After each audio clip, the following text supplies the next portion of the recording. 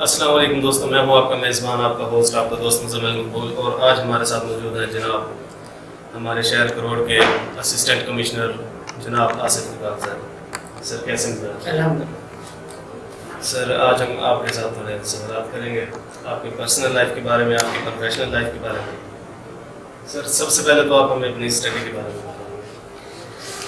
Study میں نے matric اپنا، میرا تانیہ والا شہر ہے، تہذیب تانیہ والا، فیصل آباد سے، وہاں سے میں نے میٹرک کیا۔ میری 758 مارکس تھے، آؤٹ اسٹینڈنگ تھے، 90+ قائد اعظم اسکالرشپ تھا۔ اس کے بعد میں گورنمنٹ کالج لاہور گیا، FSC وہاں سے گریجویشن پنجاب یونیورسٹی سے۔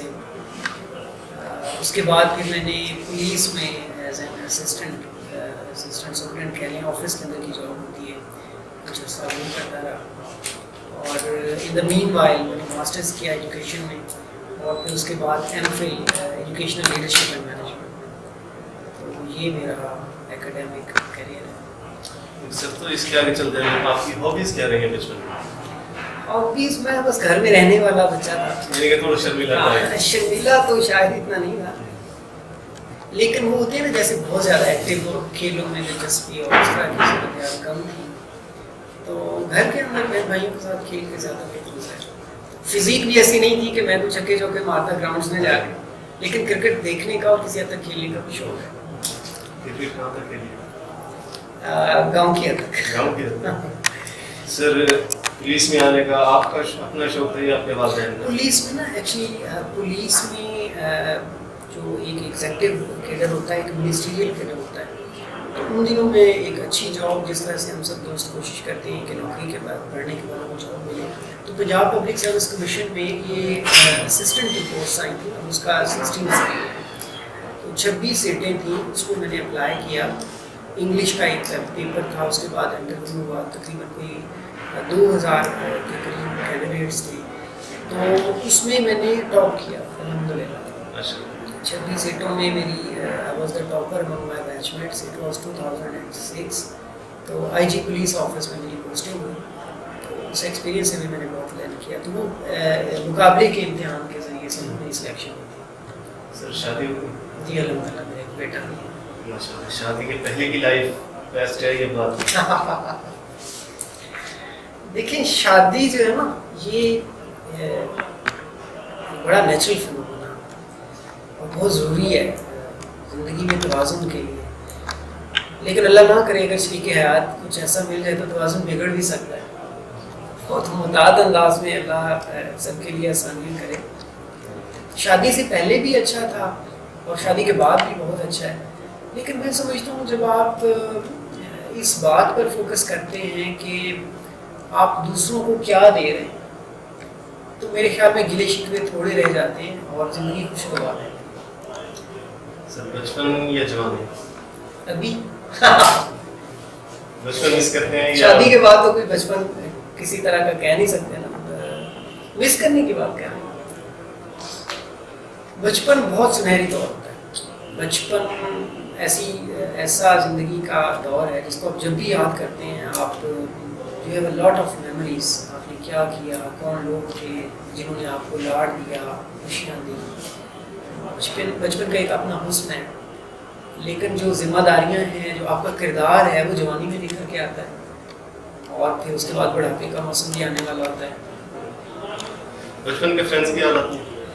بچپن کی فرینڈز ابھی بھی ساتھ ہیں، یاد کیوں آتی ہے، وہ ساتھ ہیں، ان سے ملاقات بھی ہوتی ہے، دوستوں کے ساتھ زندگی ہے۔ میں سمجھتا ہوں جب آپ اپنے آپ کو لا یعنی محسوس کرنے لگے، آپ کو لگے کہ یار میں کیا ہوں، کیا کر رہا ہوں، اور جب ایسا کوئی مشکل مرحلہ آئے جس میں کوئی سمجھ نہ آ رہی ہو کرنا کیا ہے، تو ان دوستوں کے پاس جائیں جن کے پاس کوئی مطلب نہیں ہوتا جن سے ملنے کا، صرف گپ شپ اور بے تکی باتیں کرتے ہیں، وہ دوست سرمایہ ہے، اللہ سب کو اچھے دوست ہے۔ PTI چونکہ میں پبلک آفس ہولڈر ہوں، اس لیے سیاست کے ساتھ ہماری کوئی وابستگی نہ ہم رکھ سکتے ہیں اور نہ ہی اس کو رکھنا چاہیے، تو PTI سپورٹر والی بات تو نہیں کہوں گا، لیکن وزیر اعظم پاکستان کو آئی ریئلی لو، وہ جس طرح سے کریجس ہیں، جس طرح سے وہ دانش مندی کے ساتھ فیصلہ کرتے ہیں اور حوصلہ رکھتے ہیں، آئی ریئلی لو۔ اللہ پاک ان کو زندگی دے اور پاکستان کو صحیح راستے میں ڈالنے کے لیے اللہ پاک ان کو اور ہمت عطا کرے۔ سر کچھ یہ عوامی سوال ہے کہ مساجد کے لیے SOPs بنا دی گئی ہیں، اب مساجد میں تو ان پر عمل بھی ہو رہا ہے، لیکن بینکوں کے سامنے آپ دیکھ لیں کیسے رش ہوتا ہے، بینک دیکھ لیں، احساس کفالت سینٹر دیکھ لیں، سر اس وقت آپ جب بھی جائیں گے وہاں رش ہی ہوگا آپ کے پاس، اس پہ آپ کیا کہیں گے؟ اصل میں نا یہ ایک نیا لائف سٹائل ہے ہماری قوم کے لیے، تو چھوٹی سی عادت چھوڑنا مشکل ہوتا ہے، یہ تو سراسر زندگی کا طرز زندگی بدلنے والی بات ہے۔ مساجد الحمدللہ ایسا فورم ہے ہمارے معاشرے میں جہاں سے ہم سیکھتے ہیں اور پھر باقی معاشرے میں اس پہ عمل درآمد کرتے ہیں، اور ہماری مساجد اس معیار پر پورا اتر رہی ہیں۔ پہلے تو بہت خدشات تھے کہ مساجد کے اندر سوشل ڈسٹینسنگ رکھنا بہت مشکل ہوگا، لیکن الحمدللہ جس طرح سے صدر پاکستان نے علماء کے ساتھ ایک ایگریمنٹ کیا، اس میں بہت حد تک عمل درآمد کیا جا رہا ہے، اور کروڑ کی حد تک تو میں بہت مطمئن ہوں سوائے چند ایک مساجد سے ان پر بہت حد تک عمل درآمد کیا جا رہا ہے۔ جہاں تک بازار میں سوشل ڈسٹینسنگ کی بات ہے تو ہم نے آپ نے دیکھا لاک ڈاؤن کی جو شروع کی صورتحال تھی، ہم نے ٹوٹل لاک ڈاؤن کیا، پھر اس میں بتدریج نرمی کی جا رہی ہے، اور لاک ڈاؤن کے جو اثرات تھے وہ بھی آپ کے سامنے ہیں۔ کسی بھی طرح سے لوگوں تک یہ پیغام پہنچانے میں آپ لوگوں نے بھی بہت محنت کی، انتظامیہ نے بھی، بلکہ پوری دنیا میں، کہ یہ جو بہت بڑا ایک چیلنج ہے، وبا ہے، اس سے کیسے بچا جا سکتا ہے۔ تو اب کوئی بندہ یہ نہیں کہہ سکتا کہ یار مجھے پتہ نہیں تھا کہ میں اس بیماری کا شکار ہو گیا ہوں اور کیا احتیاطی تدابیر ہیں۔ اور سب سے پہلے اس کی اپنی ذات کو خطرہ ہے جس سے اس نے بچنا ہے، خواہ وہ بینک کے سامنے لائن لگانے کی بات ہو یا سبزی یا فروٹ منڈی میں، اور پھر اس کے بعد اس نے اپنے پیاروں کو بچانا ہے۔ تو یہ ایک بہترین ہتھیار تھا اویئرنیس کا کہ ہم ان کو یہ بتاتے اور پھر وہ اس پہ عمل درآمد کرتے۔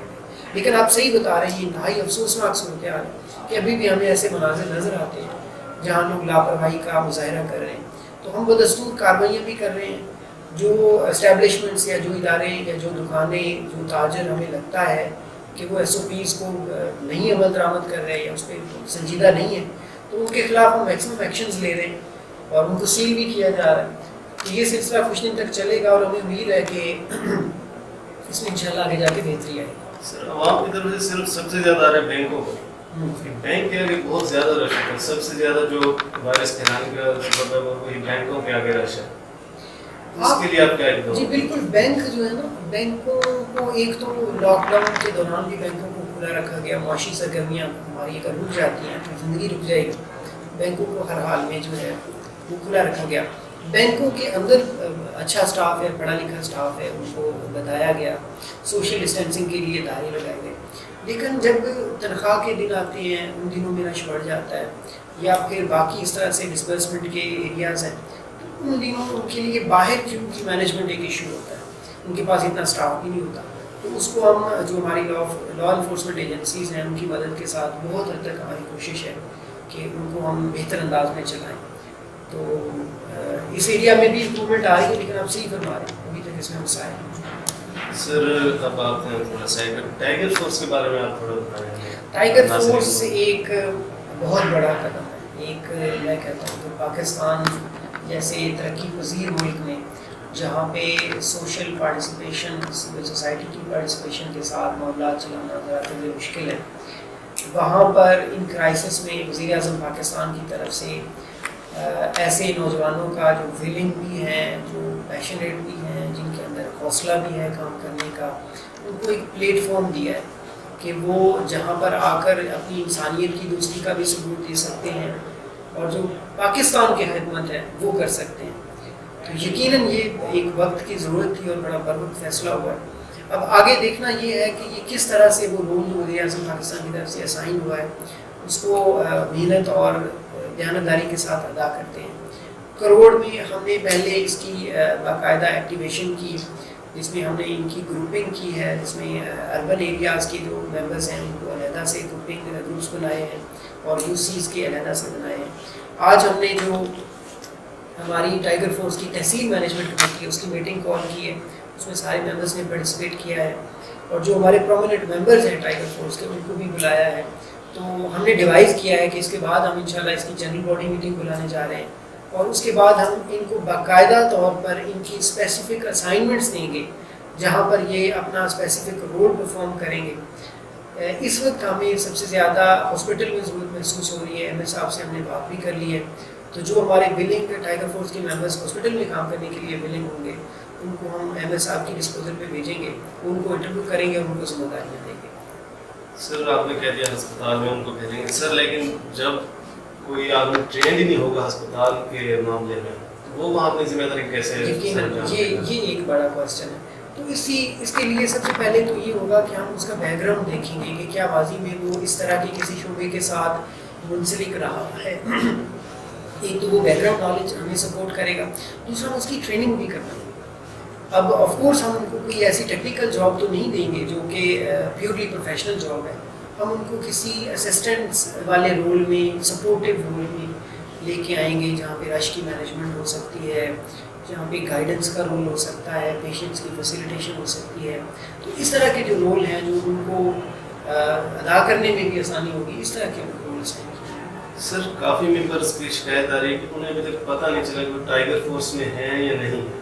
ان کے بارے میں آپ کیا کہنا چاہیں گے, کیونکہ انہوں نے رجسٹریشن کروائی تھی لیکن ان کو ابھی تک ریپلائی نہیں آیا. ایسے دوستوں کے لیے میں کہوں گا کہ وہ بالکل ڈسکریج نہ ہوں. جو میرے پاس ڈیٹا آیا ہے ڈسٹرکٹ گورنمنٹ کی طرف سے, ڈی سی صاحب کی طرف سے, میں صرف ان کو ایکسیس کر رہا ہوں, صرف انہیں کو بلا رہا ہوں. تو یہ چونکہ ایک بڑا ریفائنڈ پروسیس ہے جس میں لوگوں نے اپلائی کیا ہے, پھر ان کی رجسٹریشن کنفرم ہوئی ہے, پھر ان کا ڈیٹا بھیجا گیا ہے. تو ہم اسٹرکٹلی انہیں تک رہیں گے, اس کے علاوہ کسی کو ایڈ نہیں کر سکتے. تو فی الحال ہم انہیں تک رہیں گے. انہیں کو ہی میں نے واٹس ایپ گروپس میں ممبر بنایا ہے.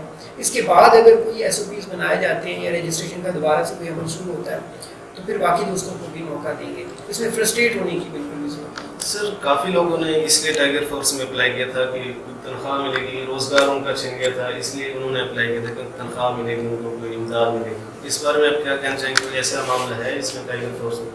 جی بالکل, جس طرح سے بار بار وضاحت بھی جاری کی جا رہی ہے اور میں بھی مختلف فورمز کو بتا چکا ہوں, ٹائیگر فورس کے ممبرس ہمارے وہ دوست ہیں جنہوں نے رضاکارانہ طور پر اپنی خدمات اس کرائسس کے دور میں وزیر اعظم پاکستان کی کال کو رسپونڈ کرتے ہوئے کہا ہے کہ ہم لبیک کہتے ہیں اور اس چیلنج کے وقت میں ہم اپنی خدمات رضاکارانہ طور پر پیش کرنے کے لیے تیار ہیں.